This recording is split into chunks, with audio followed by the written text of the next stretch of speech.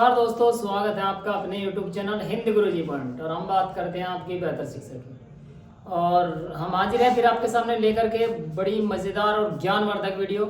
तो हमारी वीडियो के अंतर्गत जो जीके के क्वेश्चन आपके चल रहे हैं, इसमें हम आपको जैन धर्म पढ़ा रहे थे।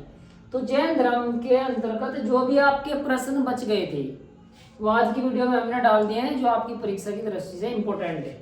तो ज़्यादा समय बर्बाद न करते चलते अपने प्रश्न नंबर 1 पर। तो आज का हमारा पहला प्रश्न है, जैन धर्म के त्रिरत्न। अब देखो, जैन धर्म के अंतर्गत त्रिरत्नों का जो आपको समावेश मिलेगा।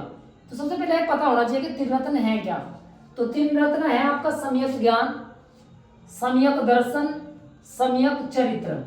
ये परीक्षा में कभी कभी पूछ लिए जाते हैं कि जैन धर्म में कितने रत्न है, तो त्रिरत्न है। तीनों के नाम दे देगा तो पूछ लेगा, ठीक है। सम्यक ज्ञान का मतलब होता है यथा सत्य और असत्य का ज्ञान होना, कि सत्य चीजें क्या है और असत्य क्या है, इनके झूठ क्या है और सच क्या है।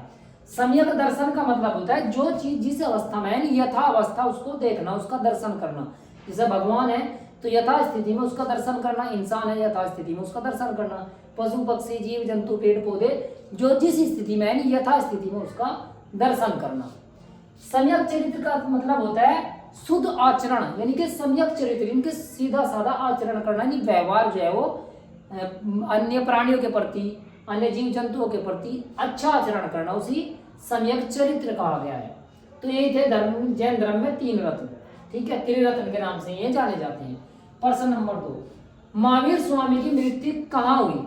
तो महावीर स्वामी की जो मृत्यु हुई थी वो पावापुरी में हुई थी। ये कहाँ पड़ता है, बिहार में, और सन 527 ईस्वी पूर्व। अब देखो यहाँ पे सन में थोड़ा सा विद्वानों में मतभेद है।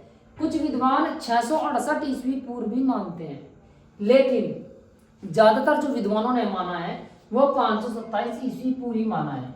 पावापुरी जगह का नाम है, बिहार राज्य का नाम है, और ये पटना के आसपास ही पड़ता है, ठीक है। बस केवल आपका उत्तर में ये पूछेगा जगह का नाम पावापुरी, ठीक है। मैंने आपको थोड़ा और अलग से बता दिया ताकि आप लोग अच्छे से याद रख पाए। प्रश्न नंबर 3, महावीर स्वामी की मृत्यु के बाद जैन संघ का अध्यक्ष कौन बना। वेरी इंपॉर्टेंट क्वेश्चन, पता नहीं कितनी बार परीक्षाओं में पूछा जा चुका है। थोड़ा अलग से अगर पूछते हैं तो वो यही पूछते हैं, ठीक है। तो जैन जो थे महावीर स्वामी के बाद में जो जैन संघ के अध्यक्ष बने थे वो थे आपके सुधर्मन। वेरी इंपॉर्टेंट क्वेश्चन, मैं बार बार कहता हूँ, जिसे मैं वेरी इंपॉर्टेंट कहता हूँ आप उसे स्टार बना करके लगा लिया करो, ठीक है, सुधर्मन। अब थोड़ा सा इसे भी थोड़ा देख लेते हैं जैन धर्म को। जैन धर्म शाखाओं में बट गया था, ठीक है। तो जैन धर्म के भी 2 पार्ट हुए। जैसे बौद्ध धर्म मैंने आपको पढ़ा, बौद्ध धर्म के भी 2 पार्ट थे, हीनयान और महायान। ऐसे ही जैन धर्म के भी 2 हिस्से हो गए, 2 पार्ट या 2 शाखाएं बन गई। प्रश्न इस तरीके से पूछा जाता है, मैंने इसलिए इस तरीके से चार्ट से बताया ताकि आप लोग अच्छे से समझ पाओ, क्योंकि एक ही टॉपिक के अंदर से कई क्वेश्चन बनते हैं, ठीक है। तो पहला तो क्वेश्चन ये बनता है यहाँ पे कि जैन धर्म की कितनी शाखाएं हैं, ठीक है। तो जैन धर्म की 2 शाखाएं हैं। अब पूछ लेगा 2 शाखाएं, तो नंबर 1 है आपकी दिगंबर और नंबर 2 है आपकी श्वेतांबर। अब थोड़ा इनके बारे में डिटेल से पढ़ लेते हैं। दिगंबर का मतलब वो होता है कि जिसका जो वस्त्र है वो अंबर हो, यानी आकाश हो, नीचे पृथ्वी और ऊपर आकाश। दिगंबर यानी जिसका जो चीर है, जो कपड़ा है, जो वस्त्र है वो अंबर है, यानी कि आकाश है। इसका मतलब ये व्यक्ति नग्न रहते हैं, ठीक है, कपड़े ये नहीं पहनते, वस्त्र धारण नहीं करते।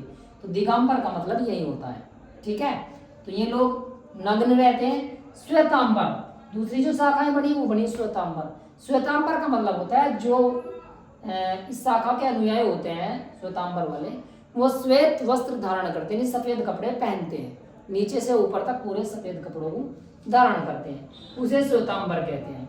तो शाखाओं का पता लग गया, नाम पता लग गया, क्या किसे कहा जाता है वो पता लग गया। दिगंबर के जो अनुयायी होते हैं उन्हें कहते हैं भद्रबाहु। बस केवल इतने पूछा था कि दिगंबर के अनुयायी को क्या कहते हैं, तो भद्रबाहु कहा जाता है। श्वेतांबर के अनुयायियों को क्या कहते हैं, स्थूल भद्र कहते हैं। अब इन्हें कहा क्यों गया ये समझ लो। जो जैन धर्म के हमारे जो अध्यक्ष जो बने थे सुधर्मन, इन्होंने ही अपने जो अनुयायी थे उनमें से जो स्थूल भद्र थे, ये उस समय के एक तरह से उच्च कोटि के विद्वान थे। इनको इसका पदभार संभाला, एक तरह से पद दे दे। और स्थूलभद्र जो है वो श्वेतांबर का पदभार संभाला। यानी कि एक तरह से ये मान लीजिए ये इनका अगर अपनी भाषा में अगर कहा जाए ने एक मंत्रालय दे दिया इन्हें भद्रबाहु को और श्वेतांबर में स्थूलभद्र को। बस केवल यही क्वेश्चन इसके अंदर से बनते हैं। चलते हैं अपने अगले प्रश्न पर। प्रश्न नंबर 4, जैन धर्म का प्रमुख ग्रंथ है। ये 2016 में सीजीएल में भी पूछा गया, ठीक है। तो शमयसार और बहुत परीक्षाओं में बार बार पूछा गया, ठीक है। तो शमयसार जो थे, शमयसार ये जो थे जैन धर्म के प्रमुख ग्रंथ थे। जो सबसे प्रमुख ग्रंथ है वो शमयसार है। अगला प्रश्न, प्रश्न number 3, very important question, very very important question इस तरह कहूंगा क्योंकि कोई भी ऐसी परीक्षा नहीं होगी, स्टार बना करके नोट कर लेना, जिसमें यह क्वेश्चन बार बार ट्रेंड ना करता हो। दिलवाड़ा के चालुक्य मंदिर यानी कि जैन मंदिर कहाँ स्थित है? दिलवाड़ा का मंदिर कहाँ स्थित है? दिलवाड़ा का जैन मंदिर कहाँ स्थित है? दिलवाड़ा का चालुक्य मंदिर कहाँ स्थित है? परीक्षा को किसी भी तरीके से परीक्षा में ये प्रश्न पूछा जा सकता है। बस आपको याद रखना है राजस्थान। क्या रखना? राजस्थान। स्टेट का नाम पूछता है डायरेक्ट, आपको याद रखना राजस्थान। अगला प्रश्न, प्रश्न नंबर 6, खजुराहो के स्मारक कहाँ पाए जाते हैं? वेरी इंपॉर्टेंट क्वेश्चन इसलिए क्योंकि ये भी बार बार परीक्षाओं में पूछे जाते हैं। बाद में जो 3 क्वेश्चन हमने लिए हैं इसलिए क्योंकि 3-4 क्वेश्चन हैं, ये वो क्वेश्चन है जो हर परीक्षा पीसीएस से लेकर आईएएस से लेकर और आपकी रेलवे तक के हर एक परीक्षा में इनमें से कोई ना कोई क्वेश्चन जरूर ट्रेंड करता है, ठीक है। तो खजुराहो का स्मारक कहाँ पाया जाता है? तो ये एमपी में पाया जाता है, मध्य प्रदेश में, ठीक है। पाया क्या जाता है? वहां पे है, ठीक है। यहाँ भी खजुराहो में भी जैन मंदिर है, इसीलिए ये फेमस है और ये एमपी में है, ठीक है। आप कमेंट करके मुझे ये बताना कि एमपी में वर्तमान में सन 2023 से भी चल रहा है, तो वर्तमान में एमपी का यानी मध्य प्रदेश का मुख्यमंत्री कौन है? मुझे कमेंट कर करके बताना, ठीक है। यहाँ आपके लिए क्वेश्चन है। प्रश्न नंबर 7, दक्षिण भारत में जैन केंद्र स्थित है। अब बात आ गई उत्तर भारत की, पूर्वी भारत की, पश्चिम भारत की, लेकिन दक्षिण भारत यानी साउथ इंडिया, तो वहां पे दक्षिण भारत में जैन केंद्र कहाँ स्थित है? जहां सबसे ज्यादा जैनी है, ये जैनों का जो केंद्र माना जाता है वो कहाँ माना जाता है? Shravanabelagola. Important question, very very important question, पता नहीं कितनी बार परीक्षाओं में पूछा जाता है क्योंकि बच्चे ज्यादा उत्तरी भारत के हैं, ठीक है। यूपी पुलिस, दिल्ली पुलिस उत्तरी भारत में आता है, तो क्वेश्चन इधर से रखते हैं, लेकिन एक आध क्वेश्चन उधर उठा के उधर से रख देगा दक्षिण भारत से, तो आप लोग कंफ्यूज हो जाओगे। तो आप इसे स्टार बना करके लिख लेना, उधर से अगर क्वेश्चन पूछा जाता तो ये श्रवणबेलगोला को ही पूछ लेता है। तो मेरा मानना है कि आपको एक भी क्वेश्चन आपका छूटे ना, आप 100% अपना परीक्षा को दो। मैं साइड में हो रहा हूँ, आप इसका स्क्रीनशॉट ले लो। तो मैं ऐसे आशा करता हूँ कि आपको वीडियो अच्छी लगी होगी। अगर वीडियो पसंद आई हो तो वीडियो को लाइक करें, अपने दोस्तों में शेयर करें ताकि ज़्यादा से ज़्यादा बच्चों का भला हो सके। चैनल को सब्सक्राइब तभी करना तब आप लोगों को लगे कि हाँ हमारा इससे बेनिफिट हो रहा, ठीक है। और जो बच्चे नए आए हों, हमारी जो प्लेलिस्ट है मैथ की अलग है और जीके की अलग चल रही है, जिनसे जो वीडियो छूट गई हो 10-10 मिनट 12-12 मिनट की छोटे छोटे टॉपिक्स की हमने वीडियो ली है ताकि आप लोगों को ज़्यादा टाइम भी वेस्ट ना हो।